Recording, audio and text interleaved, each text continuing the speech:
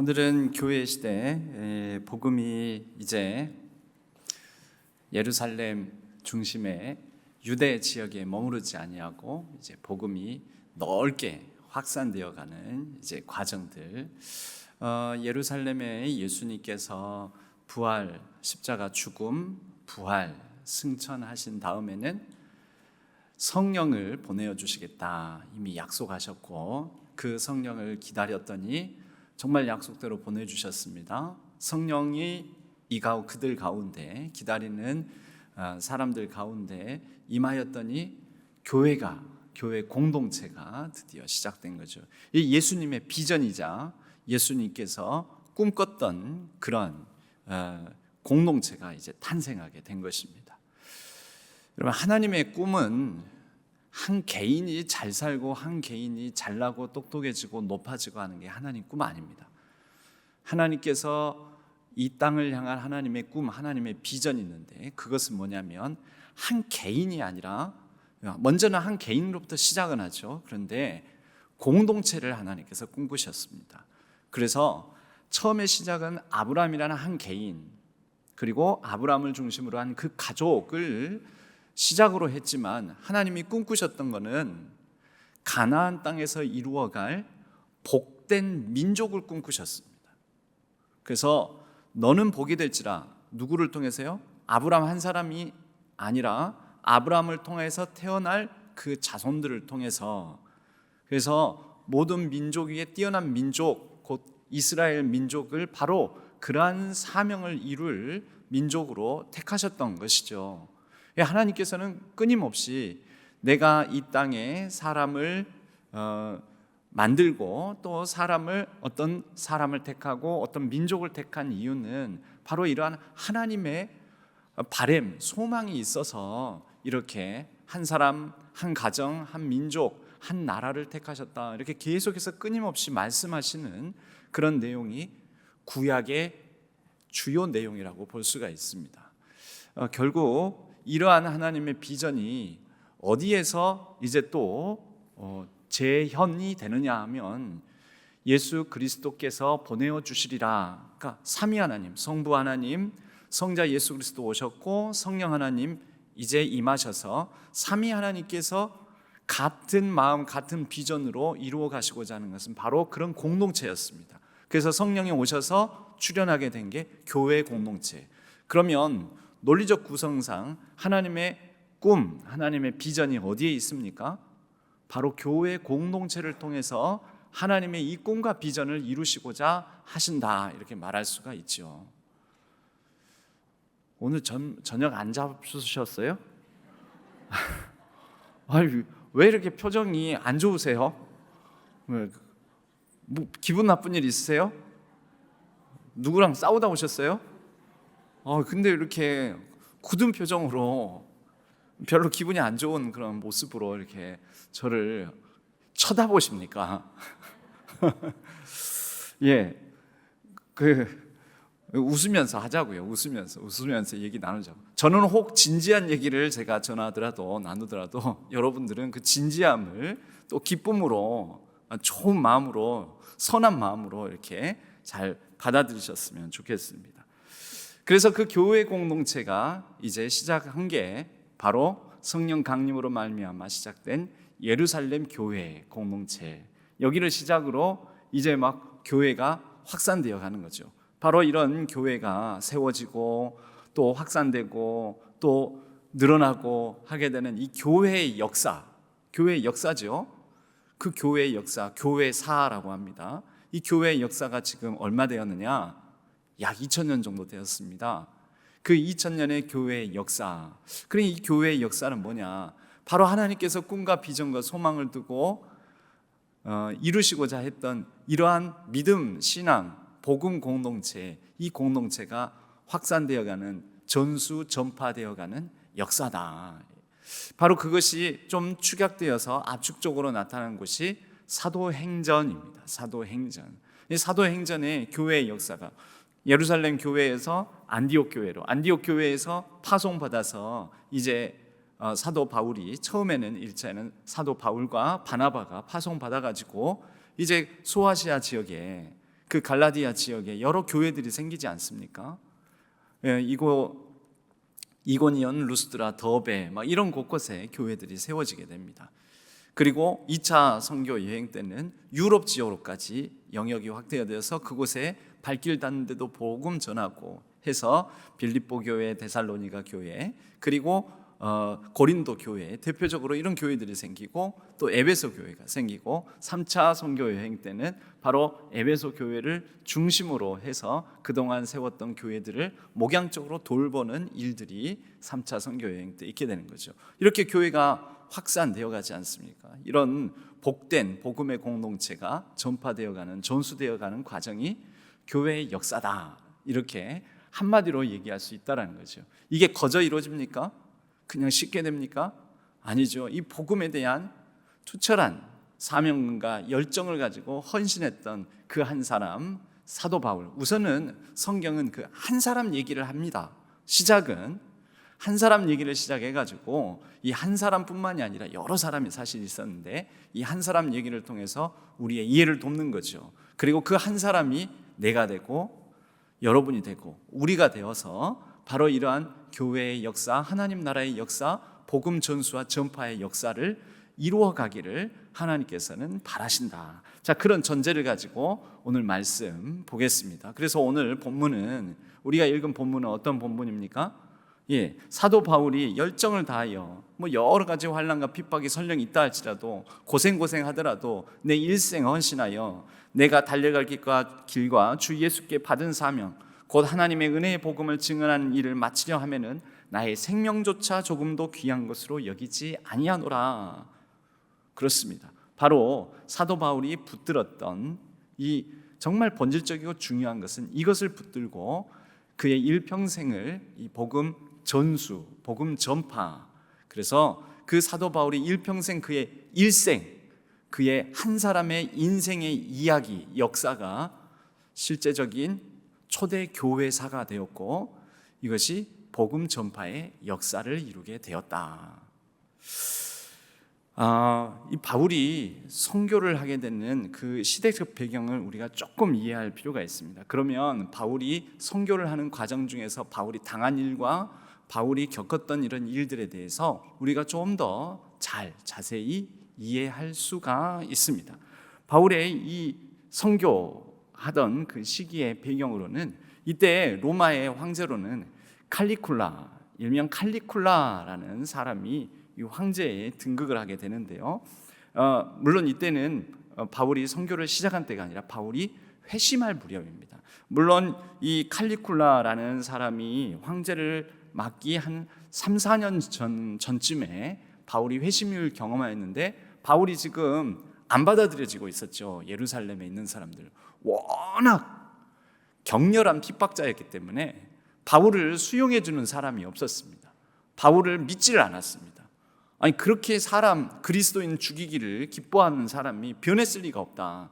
그래서 바울은 변방으로 외곽으로 떠돌면서 그러나 자신이 예수 그리스도를 만났다라는 거, 예수 그리스도의 십자가 부활 복음을 전했습니다. 그런데 예루살렘 유대 지역이 아닌 어디에서요? 아라비아 지역, 나바티아 왕국이라는 오늘날 요르단 지역에 바로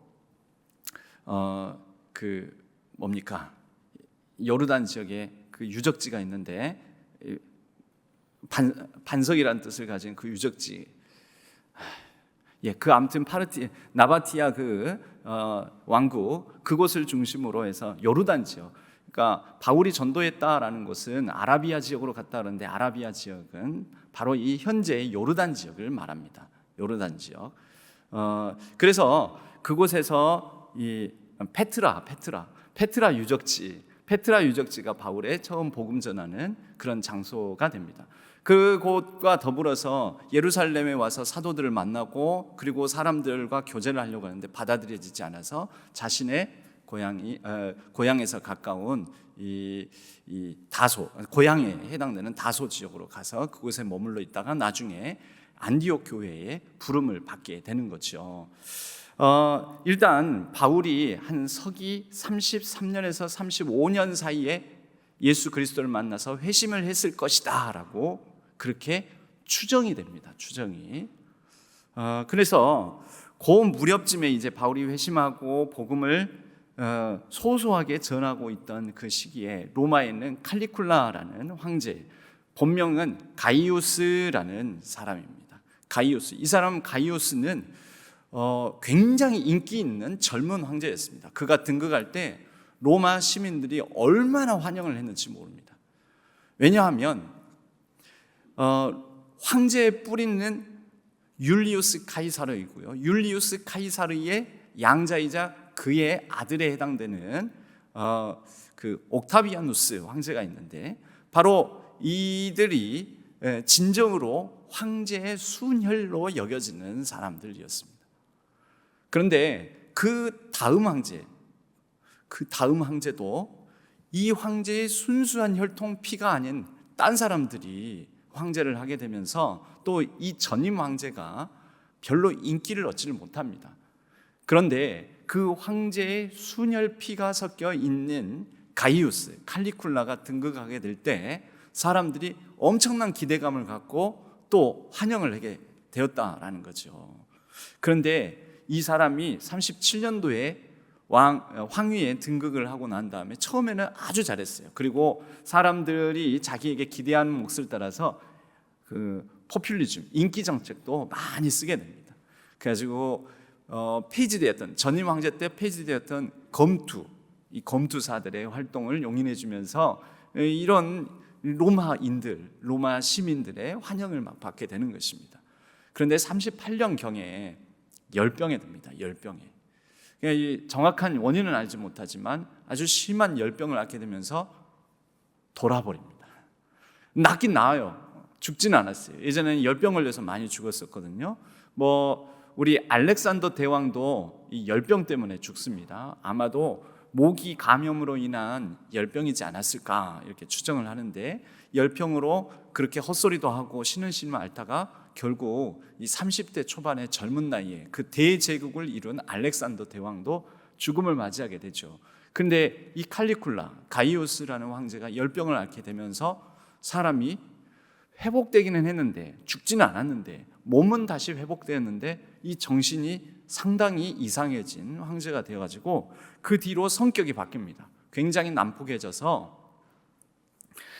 난폭해지고 또 굉장한 성적 비행을 저지르면서 그가 하는 모든 정책들이 지탄을 받게 되는 일들이 있게 되는데 이로 말미암아 그리고 자신을 봐라 내 피가 누구의 피가 섞였는지 아느냐 내가 바로 순수 황제 진짜 황제의 피가 섞여 있다 나는 신이나 다름없다 이러면서 자신을 신격화하게 하게 되고 이로 말미암아 참 로마 사회가 상당히 힘들어지는 그런 상황이 있게 된 것이죠.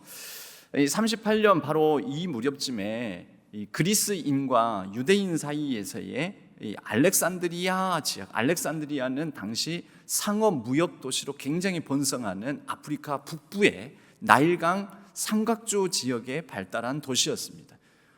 이거는 알렉산더 대왕 시절에 건설이 된 이 모든 문화와 문명이 모여드는 심지어 그때 당시에 2만 권 이상의 책이 장서가 수집되어 있는 알렉산드리아 도서관이 있었다라고도 얘기를 합니다.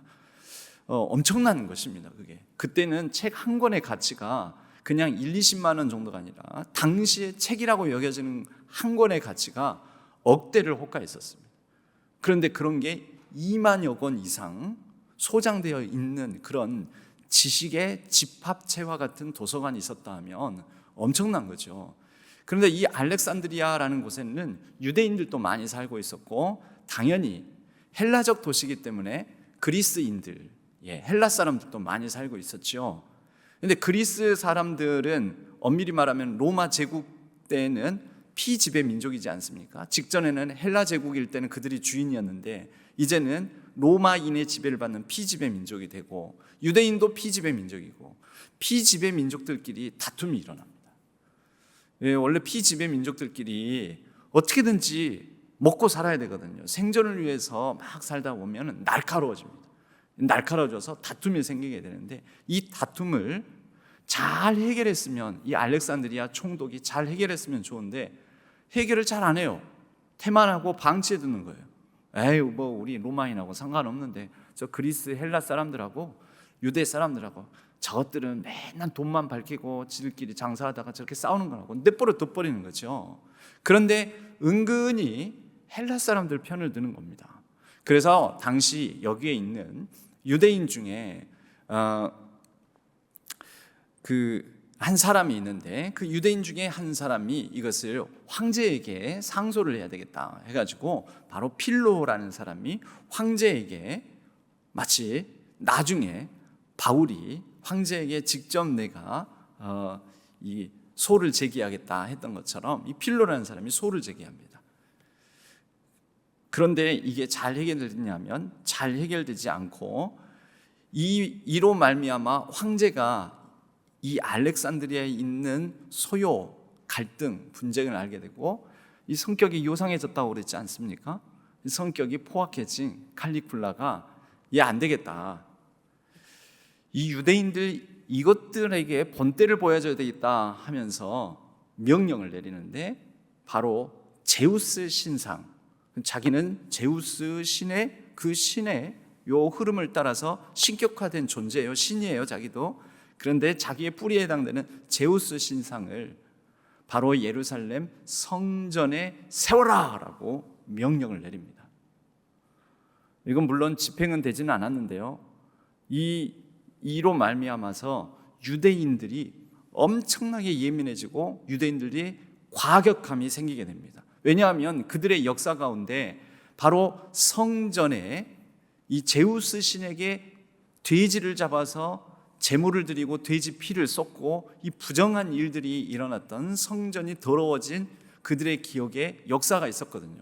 바로 헬라 제국 시대에 에피파네스 4세가 이러한 일을 기원전 167년, 그러니까 약 180여 년 전에 이런 일이 있었거든요.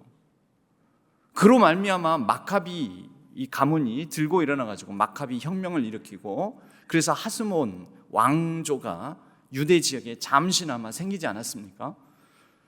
그때와 같이 이 엄청난 사건이 일어난 거죠. 성전을 더럽혀 거기에 제우스 신상을 세워 이로 말미암아서 유대인들이 다시 열심당원들 세력들이 엄청나게 일어나게 된 것입니다.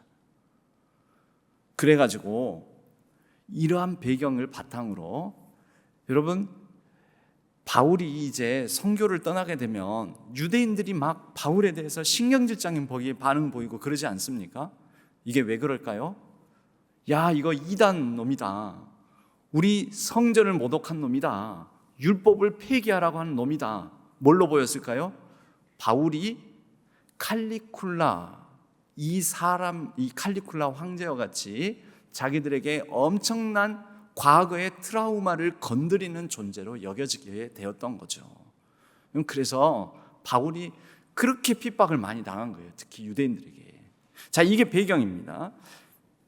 이러한 배경을 가지고 불안, 긴장감, 로마 제국에 대한 불신, 적개심, 그러면서 다른 한편으로는 이스라엘의 소망, 메시아에 대한 기다림, 간절한 기다림. 그 메시아는 어떤 메시아겠습니까? 다시는 성전을 무력으로 힘으로 더럽히지 못하는, 그래서 황제보다도 더 월등한 능력과 힘과 권세를 가진 그런 구원자, 군사 정치적 권력을 가진 지도자로서 메시아에 대한 열망을 유대인들이 가지고 있었다. 그리고 그런 가운데 이 열심당원들, 무력과 폭력을 통해서라도 로마에 대항해 싸워야 된다는 이런 열심당원들이 엄청나게 늘어났다. 바로 이러한 열심당원들이 바울을 없이 하려고 먹지도 마시지도 않겠다라는 사람들이 생겼던 것입니다. 자, 이런 배경 속에서 바울은 이제 회심하였고 세월이 흘러서 1차 선교 여정을 떠나가게 됩니다. 1차 선교 여정은 다음과 같죠. 47년부터 약 48년 이 2년에 걸쳐서 1차 선교 여정을 안디옥에서 파송을 받아 처음에는 바울과 바나바가 이때에 선교가 일어난 지역은 어디냐면 일명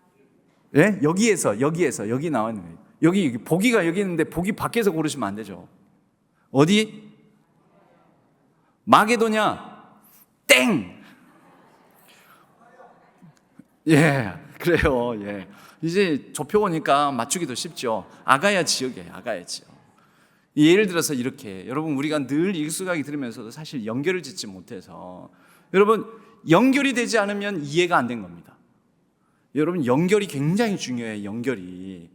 그래서 우리도요 서로 연결되지 않으면은 이건 교회 공동체를 이해를 못한 것입니다. 서로 연결이 돼야지 그게 교회 공동체예요. 그래서 에베소서에도 나오잖아요. 서로 마디와 마디가 연결되어 그리스도의 몸을 이룬다. 연결된 게 제대로 된 겁니다. 아, 내가 저 사람하고 나하고 제대로 연결이 안 됐다. 그러면 내가 저 사람을 잘 이해하고 있다? 안 이해하고 있다? 예, 제대로 이해하고 있지 못하다. 연결이 안 되면 안 돼요. 자, 여기 한 개만 더 내볼까요? 빌립보 교회. 빌립보는 그러면은 어느 지방에 속할까요? 오, 딩동댕. 예. 우리 정답을 맞춘 집사님에게 좋은 선물이 있을 줄로 믿습니다. 제가 아니라 하나님께서. 그렇습니다. 이제 이렇게 우리가 이해해 볼 수 있는 거예요. 왜냐하면 마게도냐 사람이 와서 부르잖아요. 바울 보고. 그렇게 해가지고 불러서 바울이 들어갔더니 마게도냐 지방의 첫 번째 성이라고 빌립보 지역을 향해서 성경이 얘기하지 않습니까? 그건 들어본 것 같아요? 안 들어본 것 같아요? 그래서 이렇게 오늘 기분이 너무 안 좋으신가 보네. 자, 그 마게도냐 지방의 첫 번째 성 빌립보예요. 그러니까 빌립보는 마게도냐 지방에 속한 거죠. 자, 여튼 이렇게 하고 이거를 담아놓은 상태에서 목사님 봐도 잊어먹습니다. 그래, 그럼 또 넘어가요. 또 잊어먹으면 할 수 없죠. 오늘 가겠습니다. 바울의 1차 선교 여행. 자, 이런 걸 보고 이제 이게 길리기아 지방, 비시디아, 밤빌리아 지방 이게 조금 들어오죠. 그리고 밑에 키프로스 섬이 있는데 거기는 구브로 지방 이렇게 해가지고 2차 선교 여행은 지방으로 보면 요 지방을 한 거예요. 전체적으로는 갈라디아 지방. 그래서 바울이 이 지역을 복음을 전하고 난 다음에 갈라디아서를 씁니다. 그러면 어디에다가 누구에게 보내는 편지이겠어요? 요 사람들한테 보낸 거라는 거죠. 그럼 갈라디아서를 왜 쓰느냐? 갈라디아서를 자, 먼저 이것을 이해해야 됩니다. 이렇게 유대인들이 많이 흩어져 살기도 하고 그랬는데 바울이 복음을 전하는 중에 경건한 이방인 이런 표현들이 나옵니다. 경건한 이방인. 이 사람들이 누구지? 여러분 그때 당시에 지배민족인 로마 사람들 그리고 그 지배민족과 조금은 문화적으로는 연결되어 있는 헬라, 그리스 헬라, 이 로마가 이어받았으니까 이 사람들은 로마, 헬라 이런 사람들은 유대인들에 대해서 두 가지 극단적인 양가 감정을 가지고 있었어요. 하나는 저거 이상한 짓만 하고 다니고 이상한 걸 따르고 그런다면서 무시하고 경멸하는 그런 감정이 있었습니다. 예를 들면 저 얘네들은 뭔 할래 뭐 하고 막 음식 정결법 따지고 절기법 따지고 당최 우리랑 쟤네들은 안 맞아. 스타일이 안 맞아. 그러면서 엄청 무시하고 경멸하는 반응이 있었고요. 또 다른 한편으로는 마음속에서 참 대단하다 저 사람들 하면서 존경하는 마음이 있었어요. 왜냐하면 본인들이 실용적인 그런 측면에서는 건축술이라든지 도로를 만드는 기술이라든지 집을 짓는 기술 이런 거는 실용적인 기술에 대해서는 문화적으로는 굉장히 발달되어 있었지만 깊은 어떤 책, 특히 구약 경전을 중요시 여기면서 이런 어떤 철학적이고 그 형이상학적인 이런 것에 대해서는 쟤네들한테는 뭔가 특별함이 있어 라는 그런 존중심이 있었습니다.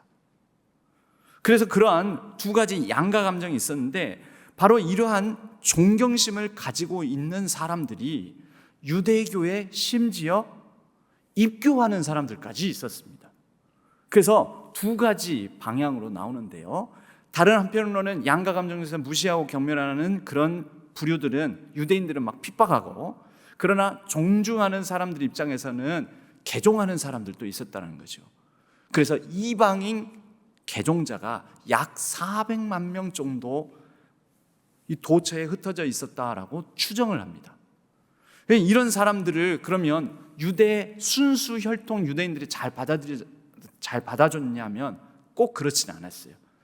물론 조금은 오픈 마인드, 개방적인 마음을 가진 유대인들은 이들을 잘 해가지고 우리 사람들로 만들어야 된다, 이런 마음을 가진 사람들도 있지만, 다른 한편으로는 그 유대교 또 유대교의 경전, 여기에 대해서 존중하는 마음을 가지고서 그런 사람은 어떻게 하겠어요? 회당에 나와서 물질로 헌신하고 막 이런 것은 받아들이는데, 아무리 그래도 쟤네들은 혈통적으로 유대인이 아니야 하면서 이렇게 차별하는 그런 분위기가 또 있었습니다.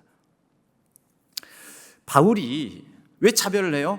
야, 니들은 할례를 안 받았잖아. 이 유대인들이 가지고 있는, 너희들은 아직 정결법과 음식법, 그 다음에 절기법을 제대로 준수를 안 하잖아. 이것 때문에 차별하는 요소가 있었다는 거죠. 그런데 바울이 갈라디아 지역, 아까 1차 선교 여행의 갈라디아 지역에 바울의 전도하는 방식이 이러한 경건한 이방인들, 유대교에 관심은 있는데 또 한편으로는 가까이 하려고 하지만 유대교에서 잘 받아들여주지 않는 소외감을 느끼는 경건한 헬라인들, 경건한 이방인들, 그 중에 한 사람이 아까 자주장사 루디아예요. 루디아. 이 앞에 나오죠. 이게 두아디라시에 있는 자색 옷감 장사로서 이 1차 선교 여행 때 두아디라 지역을 가거든요. 하나님을 섬기는 루디아라 하는 한 여자가 있었는데, 이 여자는 유대인이 아니에요. 헬라인 여자예요. 근데 나름대로 물질적으로는 풍요하고 넉넉했어요. 근데 이 사람이 유대교에 관심을 가지고 경건하게 살려고 하는데 유대교에서는 완전히 받아들여지지 않는 사람이었어요. 근데 예를 들면 이런 사람에게 바울이 복음을 전하는 거죠. 뭡니까? 당신들이 진짜 유대인이 되고자 하느냐, 유대교인이 되고자 하느냐, 유대교인이 되는데 할례라든지 절기라든지 음식법이 중요하지 않다. 오직 예수 그리스도 복음, 예수 그리스도 그 십자가로 말미암아, 믿음으로 말미암아 당신들이 하나님의 백성이 될 수가 있다. 여러분, 그러니까 가까이 하려고 하는데 저쪽에서는 안 받아들여주고 있는 상황에서 바울이 나타나서 그들을 확 껴안아주니까 얼마나 복음의 메시지가 되었겠어요. 그래서 바울이 누구를 대상으로 특별히 복음을 증거했냐면 이런 사람들 대상으로. 그래서 바울이 이방인들의 사도가 된 것입니다. 한편으로는 여러분, 준비된 이방인들이에요. 바울이 아예 제로부터 그렇게 복음을 받아들이는 사람으로 만든 게 아니라요, 어느 정도 준비가 돼 있는, 그러나 손대면 톡하고 터질 것만 같은, 정말 그러한 이 복음의 추수가 가능한 사람들, 그런 사람들 대상으로 바울이 그 한 방을 해주기 시작한 거죠. 갈라디아서의 내용은 자유의 복음입니다. 뭡니까? 형식과 규율, 율법적 제한, 절기와 할례 등등에 매여 있는 사람들에게 자유를 선포하는 거예요. 오직 예수 그리스도, 그분의 공로, 그분의 피로 말미암아, 그의 십자가로 말미암아 우리가 자유함을 얻었으니 이제는 이러한 굴레를 씌우려고 하지 말자. 우리가 그로 말미암아 자유함을 얻었다. 여러분, 이러한 내용이 갈라디아서의 주요한 내용이 된 것입니다.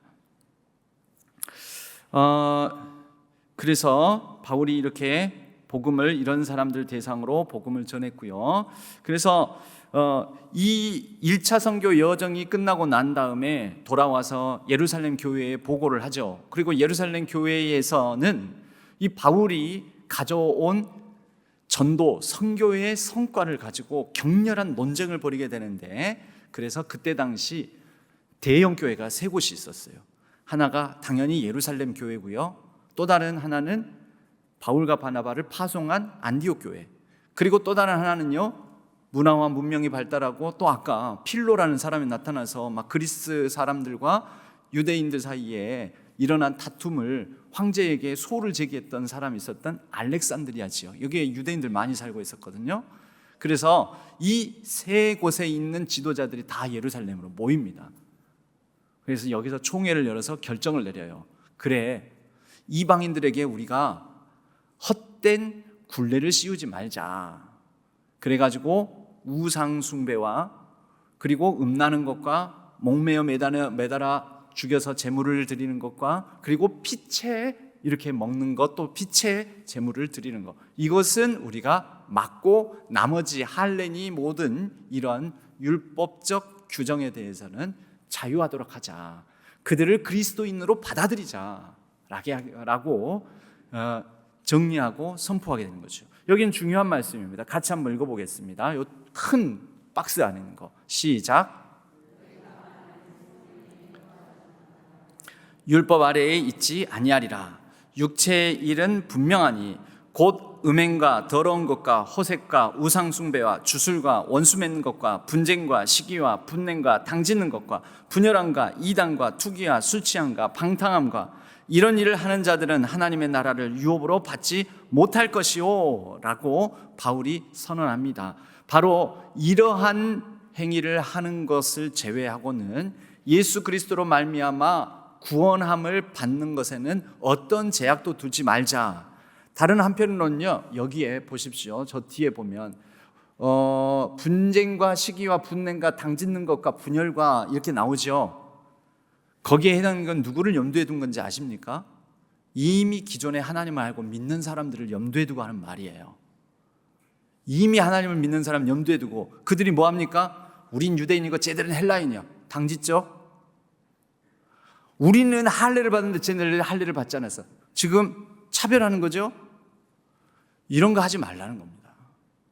이런 거 하지 말라는 거예요. 이런 사람들은 하나님 나라를 유업으로 받지 못한다라고 바울이 선언한 거예요. 그래서 바울이 갈라디아서에 보면 베드로도 호되게 자기가 책망을 했다라고, 외식하는 자여 하면서 막 책망을 했다라고 얘기를 하는 거죠. 제일 첫 번째, 바울이 뭐래요? 네가 유대인으로서 이방인을 따르고 유대인답게 살지 아니하면서 어찌하여 억지로 이방인을 유대인답게 살게 하려느냐 하면서 호통을 칩니다. 갈라디아서에 나와요. 그러니까 베드로가 글쩍글쩍하면서 미안해. 아니 그렇게는 안 나와요, 성경에. 제가 이렇게 가상으로 재현을 하는 거예요. 그래서 아주 베드로가 어떤 사람이에요? 예루살렘 교회의 아주 지도자고 예수님의 수석 제자고 그러는데 호통을 치니까 베드로도 할 말이 없는 거예요. 바울 말이 다 맞거든. 그래가지고 이런 부끄러움을 산 적이 있었다라는 거죠.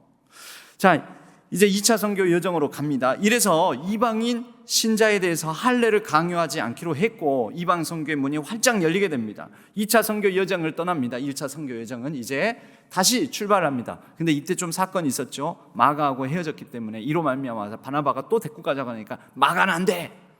그렇게 해가지고 바울은 실라를 데리고 가고 바나바는 마가를 데리고 서로 따로따로 팀을 이뤄서 이제 선교 여정을 떠나가게 됩니다. 2차 선교 여정은 다시 또 안디옥에서 출발을 해서요, 이번에는 그 전에 복음의 씨앗을 뿌렸던 갈라디아 지역으로 가서, 왜냐하면 지금 예루살렘 총회에서 결과를 가지고 갈라디아 사람에게 이 기쁜 소식을 전하고 이런 마음으로 이제 이방인 선교, 갈라디아 지역의 이방인 선교를 더 풍성한 열매를 거둘 수 있겠다라는 기대감으로 2차 선교 여정을 떠났는데, 그래서 우선 그 전에 선교의 열매를 거뒀던 안디옥에서 길리기아, 더베, 루스드라 여기까지는 갔습니다. 2번입니다. 루스드라 지역에 가서 이곳에서 디모데라는 또 복음의 아들을 만나게 되죠. 그래서 그를 동행시켜서 떠나가게 되는데, 문제는 들어와 이제 저쪽으로 가세요. 길이 다 막히는 거예요. 소아시아 지역으로 가서 복음전을 했더니 안 돼, 여기 가지 마, 성령이 허락지 아니하고.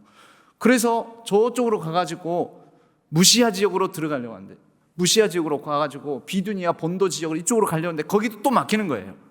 그래가지고 무시아 지역에 있는 드로아, 저 4번입니다. 드로아 지역에서 밤새 고민을 하는 겁니다. 아니 하나님 어디로 가라는 것입니까 도대체? 아니 지금 1차 선교 여정의 열매를 가지고 예루살렘 총회의 결과를 가지고 이 지역 소아시아 갈라디아 지역의 이곳에서 이제는 복음의 풍성한 열매를 거둘 수 있을 것 같은데 왜 막으시냐고 도대체. 그래서 밤새 기도하고 그러는데 드로아 지역에서 환상을 봅니다.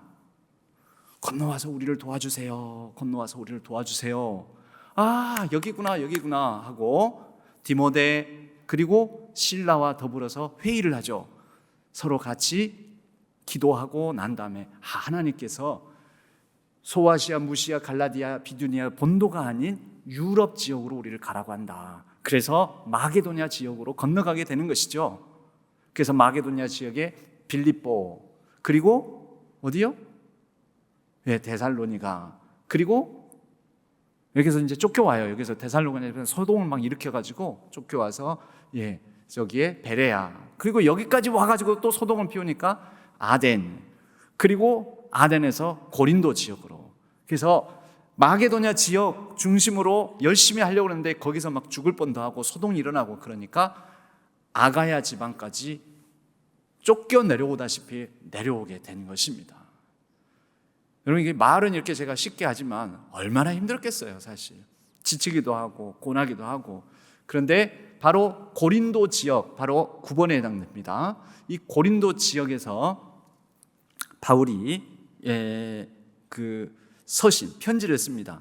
어디에 쓰겠어요? 자기가 유대인들이 소동을 일으키고 자기를 거의 죽이려고 하고 그렇게 해가지고 쫓겨나오다시피 나왔던 지역이 데살로니가 지역이지 않습니까? 그런데도 데살로니가 지역에 교인들이 있었어요. 그래서 이 아가야 지방 고린도에서 데살로니가에 있는 교인들에게, 자기가 복음의 씨앗을 뿌렸던 그 교인들에게, 전한 복음에 반응하였던 그 교인들에게 잊히지 않아서 편지를 쓰죠. 그게 데살로니가 전서와 후서, 데살로니가서를 여기서 쓰는 거예요.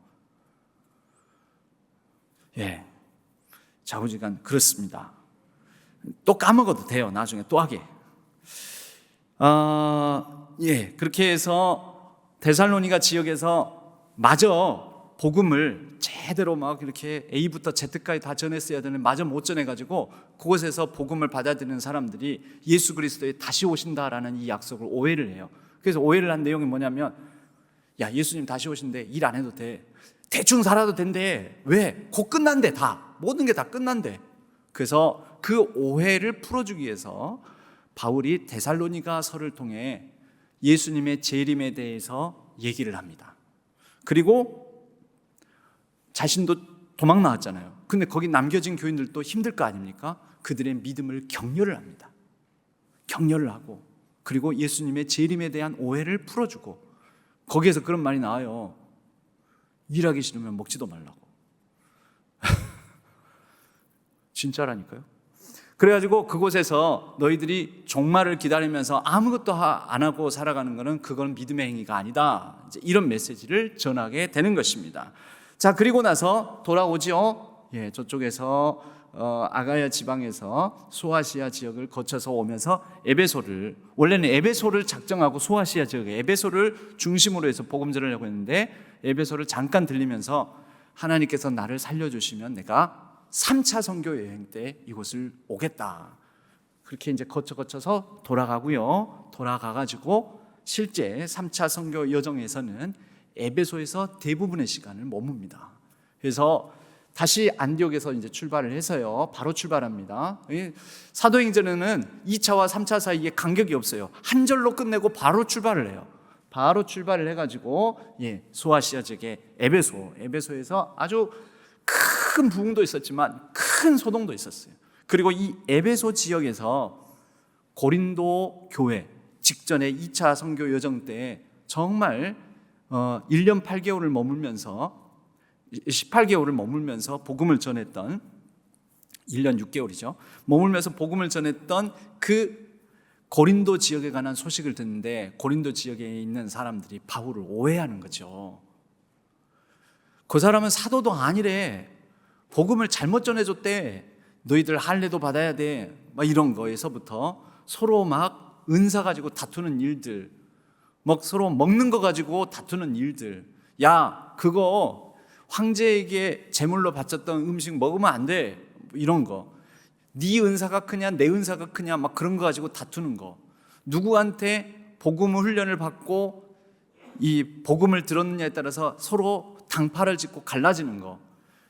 또 결혼의 문제, 뭐 이런 문제 가지고, 그러니까 예수 믿으면은 시집 장가 가면 안 돼, 막 이런 이제 독신의 문제, 여러 가지 문제들을 놓고 막 갈라지고 싸우고 다투고 난리가 났다는 소식을 듣고 에베소 지역에서 안타까운 마음에 편지를 씁니다.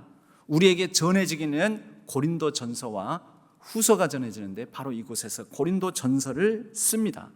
그리고 나중에는 해결이 안 되면 내가 직접 갈게 해요. 그래서 이때 막 바울의 이 제자들을 보내요. 고린도 지역에. 그래도 분쟁이 수습이 안 되기도 하고, 그래서 바울이 고린도 지역을 들어가려고 했는데 도저히 바울이 들어가서도 해결이 안 될 것 같아서, 그래서 고린도 지역을 못 들어가고 저기 고린도 지역이 그리스의 남부 지역 아가야 지방 아닙니까? 마게도냐 지방에서 고린도 지역을 가야 되나 말아야 되나 고민하는 중에 그때서야 비로소 바울에게 전해진 좋은 소식이 있어요. 바울의 말을 이제 좀 듣기 시작한다고. 그러면서 저기 고린도 지역으로 가는 경로 중에 위쪽 마게도냐 지방에서 너희들이 내 얘기를 듣고 이제는 말빨이 듣는구나, 듣고 너희들이 이제 화합한다고 하니 너무 좋다 하면서 고린도 후서를 씁니다.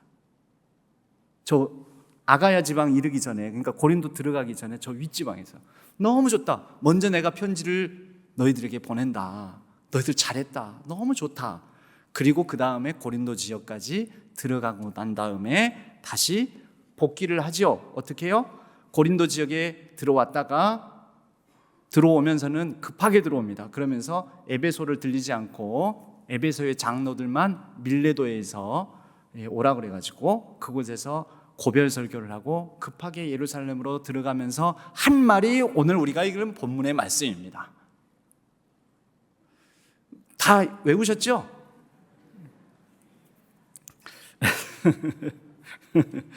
예, 이렇게 해서 바울의 3차 선교 여정. 바울의 3차 선교 여정은요, 에베소에 머물면서 그동안 선교했던 것들을 다 목회를 하는 거예요, 하나하나.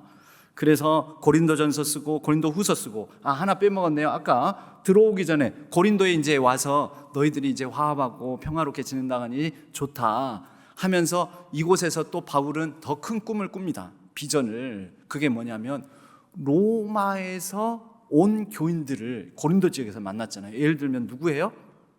그 부부 있잖아요. 바울의 평생 동역자가 되는 브리스길라, 아굴라. 이들이 로마에 살다가 로마에서 핍박 환난을 피해서 황제가 모든 유대인들은 로마 시안에서 떠나라 해가지고 고린도 지역에 흘러들어온 그리스도인이거든요. 야, 로마에도 교인들이 있구나 해가지고 이 고린도에 머물면서 로마에 있는 교인들에게 편지를 써요. 그게 무슨 서? 그게 로마서예요. 그게 로마서.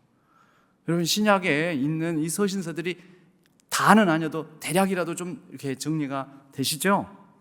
괜찮아요, 까먹어도. 그래서 바울의 이 주요 서신서들은 이제 거기 우리 유인물에 있는 5번입니다. 5번. 주요 서신서들은 고린도전서, 에베소에서 쓴 것이고요. 분쟁과 부도덕과 은사 문제에 대한 권면을 하고 사랑을 강조합니다. 그래서 고린도전서 13장에 사랑장. 너희들이 아무리 대단한 은사가 있고 대단히 잘나고 똑똑하고 아무리 그래봤자 사랑이 없으면 울리는 꽹과리와 같다, 이렇게 얘기를 하죠. 그리고 고린도후서, 바울이 그렇게 권면을 했는데도 말을 듣지 않아서, 사람을 보내고 했는데도 말을 듣지 않아서 마음이 너무 아프고, 그럼 내가 너희들을 방문하겠다고 방문해서 가는 길에 아직 말을 안 듣는다고 하니까 내가 가봤자 소용이 있을까 없을까 하면서 윗지방 마게도냐 지방에서 막 갈등하고 있을 때 고린도 교회가 화합한다는 소식을 듣고 이제 내가 들어가도 되겠구나 해가지고 들어가기 전에 먼저 편지부터 먼저 띄워보내는 거죠. 그게 고린도 후서. 거기에서 자신의 사도직을 변론을 하고, 너희들이 이런 분쟁 다툼을 한 이유 중에 하나가 거짓 교사들 때문인데 거짓 교사에 대한 경고를 하고, 그 다음에 세 번째로는 우리 예루살렘 지역에 흉년이 들어서 어려움을 당했는데 어려운 중에도 헌금을 연보를 해줄 수 있느냐고, 헌금을 독려할 목적으로 고린도 후서를 씁니다. 그래서 고린도 후서에 있는 헌금, 연보에 대한 이 독려하는 메시지가 고린도 후서에 담겨져 있습니다. 자, 그리고 그렇게 내려와서 3차 선교 여정 중에 고린도의 당도에서는 로마에 있는 성도들에게 편지를 쓰는 것이죠. 그러면서 로마에 있는 교인들에게 편지를 쓸 때 나는 이러한 복음의 관점을 가지고 있다면서 복음의 내용을 정리했었어요. 그렇게 하다 보니 로마서는 상당히 교리적입니다. 내가 가지고 있는 복음의 관점이 이렇다 하면서 쓰는 거죠. 여러분, 바울은 어떤 사람입니까? 바울은 열정적 복음 전파자이자 탁월한 신학자이자 헌신적 목회자이자 그리고 대단한 영성가이자 더 중요한 것은요, 예수 그리스도의 말씀, 예수 그리스도를 만남으로 예수 그리스도의 복음으로 말미암아 변화된 사람입니다. 그리고 그 변화된 삶을 바탕으로 복음을 말이 아닌 그의 인생 전체로 증거했던 사람입니다. 그런 내용이 여기에 있는 이런 말씀들이죠. 내가 이러이러하게 이렇게 만났고 이렇게 변화되었고 이렇게 헌신했고 이렇게 고생했다라는 내용들. 그러면서 권면을 합니다. 갈라디아서 4장 12절에 너희도 나와 같이 되기를 원한다고. 너희도 나와 같이 되기를 원한다. 이건 갈라디아 사람들에게만 전하는 것입니까? 저희들 우리 모두에게도 전하는 메시지입니다.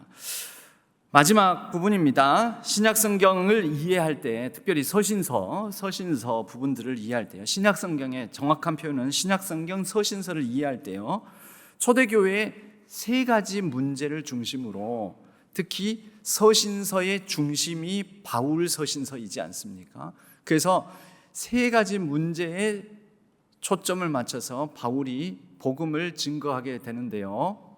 복음을 증거하는 게, 여러분, 복음은 말입니까? 그냥 내용입니까? 아니에요. 중요한 것은 두 가지 사건이에요. 바울의 복음의 핵심은 두 가지 사건입니다. 하나는 십자가 사건이고요. 두 번째는 부활의 사건이에요. 그리고 이 십자가 사건이 전하는 메시지가 있다라는 거죠. 부활이라는 사건이 전하는 메시지가 있다라는 거죠. 그 부활의 사건, 십자가 사건을 통해서 초대교회의 세 가지 문제에 대한 응답을 하고 있다. 복음적 응답. 첫째는 초대교회의 문제는요, 하나됨의 문제가 있었습니다.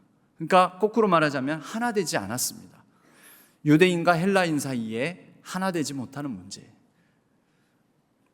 그렇게 거기에 대해서 바울은 십자가 사건을 통해서 십자가에서 예수 그리스도께서 휘장을 찍고, 즉 휘장 안과 박이잖아요. 휘장 안에는 대제사장만 들어갈 수 있잖아요. 근데 휘장을 찢으셨어요. 곧 대제사장과 일반 유대인 성도들 사이에 차별을, 휘장을 찢어가지고 없애신 거예요. 십자가에서 죽으실 때. 그건 뭐냐? 유대인과 헬라인 사이에 휘장도 거두셨다라는 거죠. 유대인과 이방인 사이에 장벽을 헐고 하나 되게 하셨다. 평화를 주셨다. 주는 평화, 원수된 것, 곧 중간에 막힌담, 그게 뭡니까? 성전 휘장, 그것을 걷어버리셨다. 유대인과 헬라인 우리 사이에도 차별 장벽을 없애버리셨다. 이게 십자가 사건이에요. 부활의 사건은 무엇입니까? 부활하셔서 새 가족, 새 성전, 새 나라, 새 백성, 이제는 성전 중심으로 해가지고 하는 게 아니라 예수님께서 성전을 헐고 3일 만에 내가 다시 세우리라. 여러분, 그 부활의 메시지가 무엇을? 새로운 성전이 있다라는 거죠. 새 나라, 새 백성, 새 가족이다. 자, 두 번째 초대교회 문제는요, 옛삶, 자꾸 구약적 옛삶으로 돌아가려고 합니다. 그럴 때 십자가 사건은 십자가에서 죽으셨죠. 예수 그리스도의 죽음으로 말미암아 옛사람은 죽었고 죄의 종로로 됐던 것으로부터 해방되었다. 그러니까 옛사람 죽었으니 더 이상 옛삶으로 돌아가려고 구태의연함으로 살아가지 말아라 하면서 부활이 주는, 우리에게 주는 응답은 새 창조물로서 성령을 따라 거룩한 삶을 살아가라 라는 거죠. 세 번째, 자랑을 해요. 이제 내가 먼저 믿었다, 내가 은사가 뛰어나다, 내 잘났다, 막 이러는 거죠. 이 자랑의 문제에 대해서 정욕과 탐심을 십자가에 못 박아라 라고 합니다. 옛 가치관을 십자가에 못 박아라. 나 봐봐, 나 좀 잘 살잖아. 나 예수 믿었더니 부자가 되잖아. 예수 믿고 내가 성공했잖아. 그래서 막 거들먹거리는 거죠. 그럴 때 그게 새 가치관이에요? 옛 가치관이에요?